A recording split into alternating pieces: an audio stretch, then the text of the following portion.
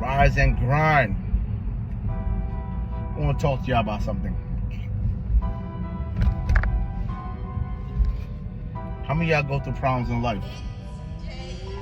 Everybody. Different problems, levels of problems. I done heard it all. I want to talk to you about something. How do you deal with your problems? What helps your problems? I know some people mess with drugs. People drink, they smoke. Everybody got their way of dealing with problems, right? Some people deal with problems through anger issues. That's how I deal with my problems. Just being mad, dealing with anger, lashing out on people. That was my mechanism when I was young.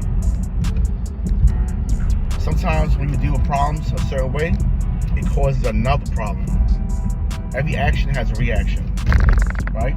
So you want to deal with the problem without getting a negative reaction. And the reason why I'm talking about this is because people have New Year's resolutions and stuff like that, but a lot of times what you're doing this year is what you did last year and the year before that, and nothing really changed. I really don't believe in New Year's resolutions because to me it's one long year and they just put a number there to separate. And this is how time is operated, and numbers control people, right? Even down to the dollar sign, money, it controls. So I don't really deal too much with that. I just deal with the process, the focus. So you gotta look at what you're doing to fix your problem in life. And I had to go back to myself when I was in prison, right? I'm sorry to relate so many things back to prison, but prison was a good and bad time in my life, right? Prison helped me. Prison raised me. I went to prison when I was 24 years old. Confused. Really confused. And I was raised in prison. Now, prison raising is like being raised in the army or something. You're amongst the worst of the worst. It's a dog-eat-dog world. It's not for the weak. If you're mentally weak, you're not going to survive in prison. That's just what prison is created for. It is like a form of therapy. So, when I went to prison,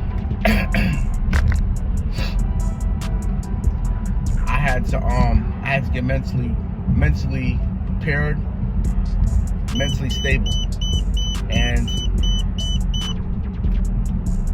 I had to find ways to cope with my issues. Turn right. At this time in prison, I'm gonna keep it real with you, that my head just swole up, and I just you can't deal with the pain no more because you can't go nowhere. You're locked in that cage, and I thought about everything under the sun. I thought about killing myself because it's like after my first year in prison, it was like, damn, I can't do this shit. 1/4 of a mile, turn right. I got 1 year in, I got 10 more to go. 10 more to go. It's 12 months in a year, and jail ain't no average year. Turn right. In the streets, time go by like this. In jail, a day feels like a week feels like a month, and a month feels like a year.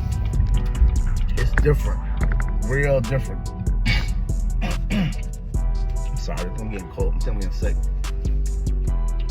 So, what did I do to start getting my mental right? Because your mental controls your whole entire existence of your body. I got into the working out. I went to jail. I was 263 pounds, I think. And in the mix of that, coming home later on, after 11 years, I came home 178, I think it was, or 176. But the working out part helped my mental really well. I became a junkie, working out 2 or 3 times a week. I mean, 2 or 3 times a day. Not only did I see my physique, I felt better as a person. I looked better in my clothes. It became a part of my life. So I've been going through some issues, just nothing great. Regular shit that everybody go through. I'm no one special. And my mental been all over the place, dealing with my personal problems and dealing with clients. I got a lot of clients that go through personal issues. especially young clients, and you can't tell these people, these young boys, when they come to you for help, like, yo, get the F out of here. I got my own shit going on. You gotta put your shit to the side and deal with it, because this is your community, right? I look at it that I'm the backbone. I'm supposed to know how to deal with it because I've been dealing with it. I've been to war. I've been in the field. So I could deal with these problems more than a lot of these young men that I deal with. And it's clear as day, we see how we deal with it. I can see how I deal with it compared to how they deal with it. And I'm sorry for jumping around. 2 days ago, I had a young man, right? He had an appointment with me last week. He missed his appointment, never showed up. I pulled up to my shop 8:30 Friday morning, and he's outside in his car. When I jumped out the car, I was like, why are you here? You don't have an appointment. Your appointment was last week. He was like, yo, Steph, I'm sorry. I missed the appointment. I was in the hospital. Going through a lot. What's up? The kid just Prepare to turn left. The kid just broke down, started crying, and he felt like killing himself. This is the third situation I dealt with someone trying to kill themselves. 2 guys and 1 girl. And I understand. We started talking. He jumped out the car. He started giving me hugs. In 1/4 of a mile, this is a turn kid that has left both parents onto at home. Echelon Road, then turn right. A parent is one thing. Understanding is a different thing. So this kid parent don't understand him. He felt like I'm the only one that can talk to him. Turn left. Let me tell you something. I really don't believe in therapists. The therapist is your community. Whether you're white, black, that's your therapist, right? I went to therapy 1 time, and I would probably turn never go right back. onto You don't know me. Road. I'm a $sign.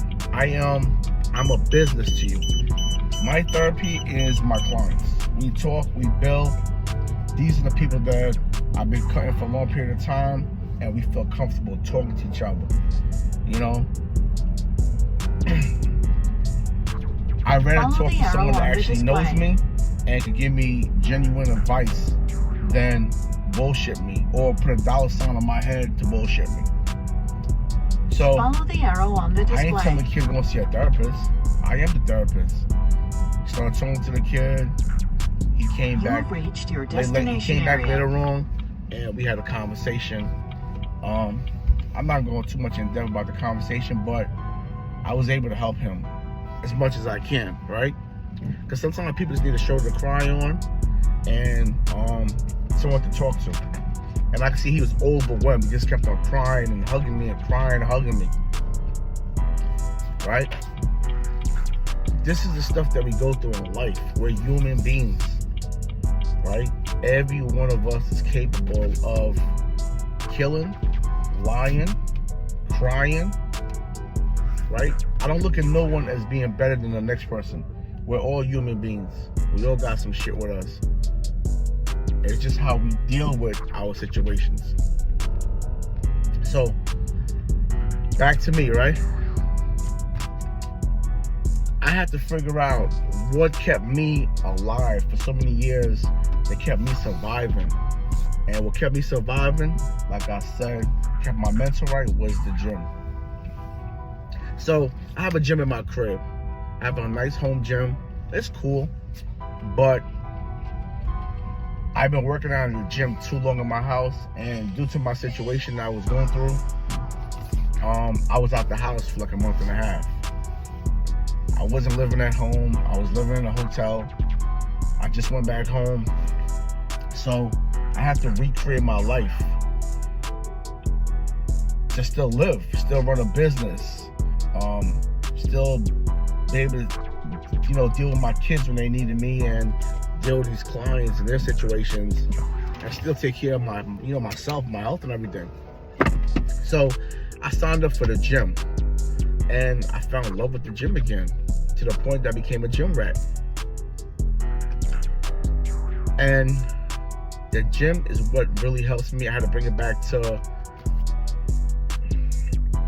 my day one. Bring it back to my day one. In life, your day ones change. When I was a kid, my day ones was my friends, racing cars, running the streets. As you get older, that day one changes. This is my new day one. I'm at the gym right now. It helps your mental, your physical. It makes you walk with, when you really eat better, you think better, you can do better. It's a sense of like humility, like walking with pride, and it's so hard, man. The gym is where you want to be at, I'm telling you. The gym and God is probably the only two things you need in life. I always ask God for clarity, right?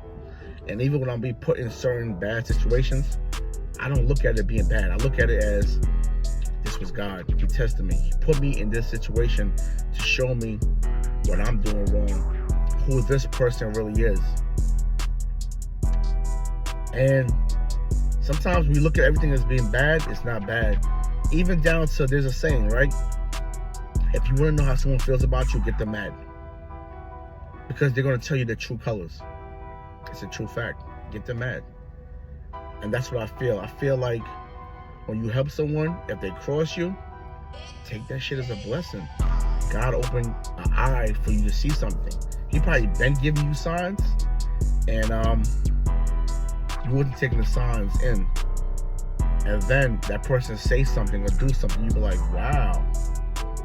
You can always test people with, you can always test people with money. You can test people with items.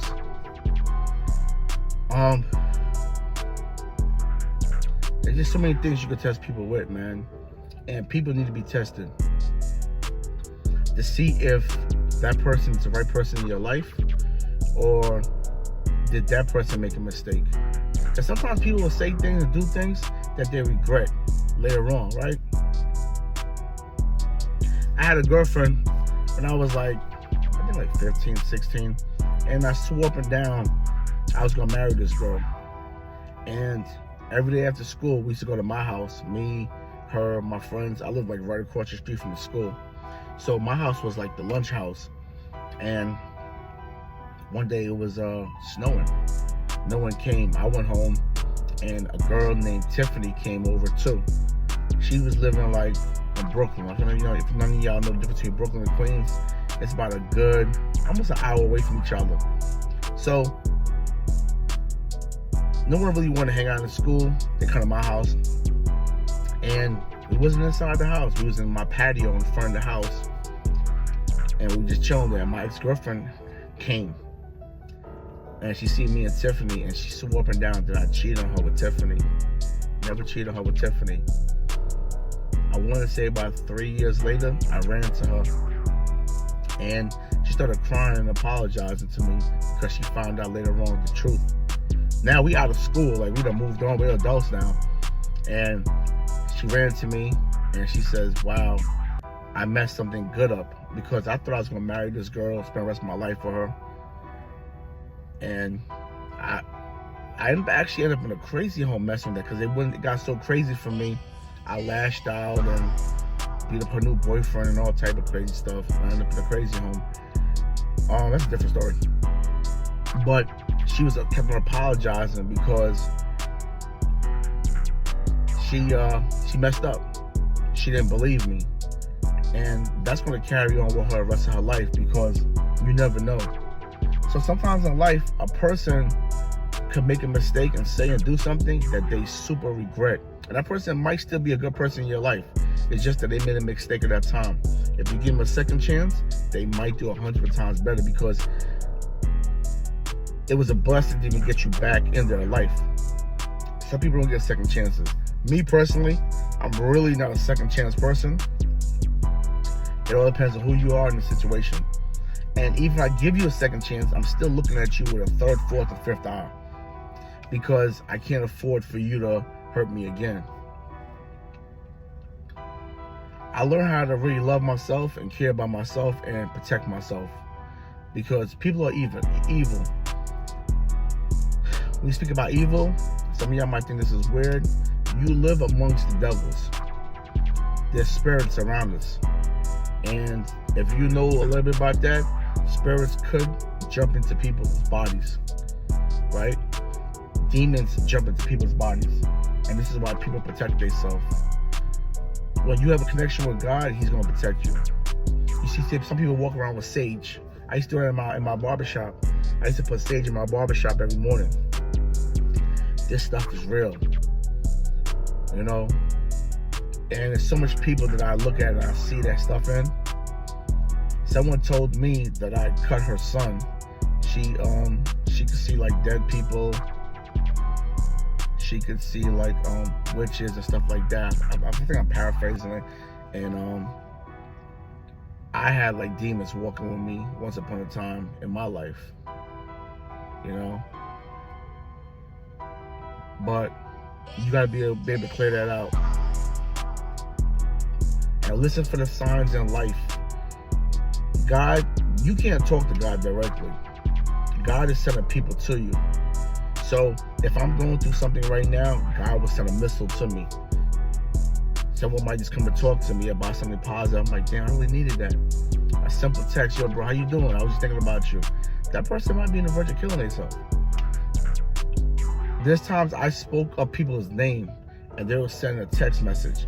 2 days ago, 2 or 3 days ago, I'm talking to my son about one of my young clients. And do you know, while I was talking to him, talking about him to my son, he calls me. And I called him back, was like, damn, I was just talking in the middle of a conversation with my son when you called. And my son was like, oh shit. Yeah, you speak people up. And the reason why I kind of move the way I move is because I've been blessed. I can see things a little bit different than people. I can feel things. And I try my best to run. I run from people. I run for confrontation now because I feel like I have an open eye. I can see things a lot of times before it comes at me and happens. I can see a situation getting ready to happen and I'm able to leave that situation. So I move a little bit funny and weird myself now because I have to protect. Like I was just, this really was about the gym. You got people walking in and out there now. Go get your workout in. Eat. I didn't go on my diet as yet. I went to like March because I wanted to like go crazy. I'm still meal prepping. I'm not counting calories as yet. I might even pay someone to like meal prep for me because I don't feel like doing it. Just pay someone. Yeah, your health, man. Your health is gonna help your mind. Praying, talking to God. I drive and talk to God a lot. Yeah, you'd be surprised what people do, man, behind closed doors. Don't let social media fool you, the laughing, the joking. You got people out here that's running around killing people, and at night they still pray. Like, don't let certain things you see on social media, the way people dress and all that. Some people are really like in tune with life. Social media is just a front. I always say that it's just like a playground to front, stunt. But when you really meet that person on one-on-one, you be like, that's a whole different person. So I wish everybody a blessing. Have productive days. Try to keep your stress levels down. And yeah.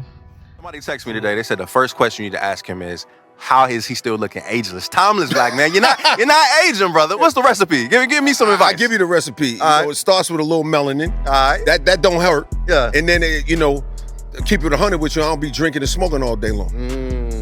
I don't sit around drinking and smoking and popping pills all day long.